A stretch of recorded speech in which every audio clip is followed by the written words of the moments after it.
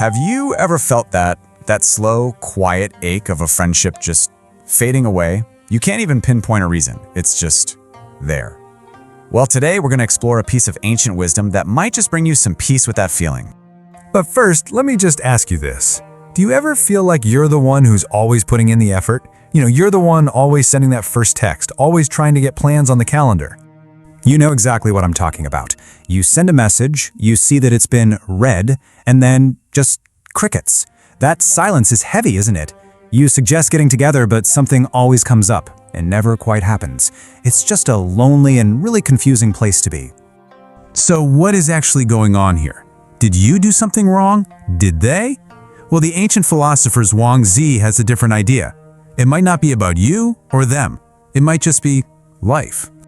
And I've got to be honest, this used to really get to me. I would think about these friendships that felt like they were rock solid, and I just could not figure out how they crumbled. It always felt like some kind of personal failure. And then I stumbled on a story that changed my whole perspective. Okay, so let's get into this story. It's about two brilliant guys, two old friends. You have Zhuangzi, this total free spirit philosopher, and then you have his buddy Huizi, who would become this super powerful prime minister. They used to be on the same level, arguing, debating, making each other smarter.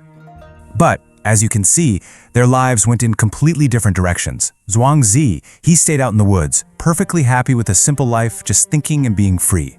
Huizi, on the other hand, was now deep in the world of politics, of power and status. So when Zhuangzi went to visit him, Huizi didn't see his old friend. He saw a threat. He actually thought Zhuangzi was there to try and take his job. Their entire realities had shifted.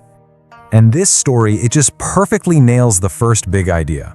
A lot of the time, it's not actually about you. It's not that people forget you or that they secretly dislike you. It's just that the worlds you each live in, they don't line up anymore. You've simply drifted apart. And look, this isn't just about becoming a philosopher or a prime minister, obviously. This is something fundamental about being human that happens to all of us whenever our lives change in a big way, for better or for worse. Which brings us to a really tough question, right?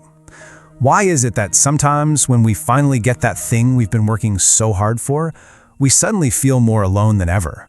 So here are some of the uncomfortable truths. When you're thriving, your success can, without you even meaning it to, feel like a harsh spotlight on a friend who feels stuck.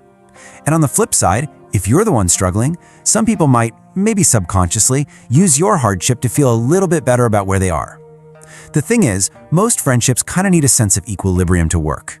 When a huge gap in status or life experience opens up, that balance gets thrown way off, and that makes the relationship really, really hard to maintain. And this is so important to hear. This is not a moral failure. It's not a flaw in your character or in theirs. It doesn't mean you're a bad person or they are. It's just a predictable, even if it's painful, part of how we humans work. It is okay to let go of that guilt. Okay, now let's get to Zhuangzi's most famous metaphor. For me, this is the idea that completely changed how I think about friendships ending. I want you to picture this. There's a small puddle, and it's slowly drying up in the sun. And inside that puddle are two fish. They're stranded. They are literally running out of water and running out of time. So what do? To survive, they huddle together. They press up against each other, sharing what little moisture they have left on their skin. They are keeping each other alive. And you look at that and you think, wow, that is the ultimate act of loyalty. That is true friendship right there. But then Zhuangzi asks this absolutely devastating question. Yeah, they're surviving, but are they living? Is clinging to each other in a dying little puddle really life? And this is where he hits us with this profound insight. It basically translates to this: helping each other in desperation is not as good as forgetting each other in the vastness of the rivers and lakes. You see, sometimes the kindest, most loving thing you can do isn't to stay trapped in the puddle together. It's to release each other back into the huge, wide-open river where you can both actually swim and breathe and truly live. And that idea, it gives us a whole new way to look at this. It's about finding freedom, not failure, when you say goodbye. A friendship fading away doesn't mean it failed. It means it's complete. Its purpose in your life and your purpose in its life has been fulfilled. That friendship was there for a season, and that season is now over. So what do we do with this? Well, the path forward is all internal. First, you just have to acknowledge it. Just accept that the season for this friendship has passed. Second, feel real gratitude for the time you had, for the lessons, for the joy. Third, just silently, in your own heart, wish them well. You don't even have to say it out loud. And finally, and this is the most important part, you turn your focus back to your own river, to your own journey. You see, you don't have to desperately cling on.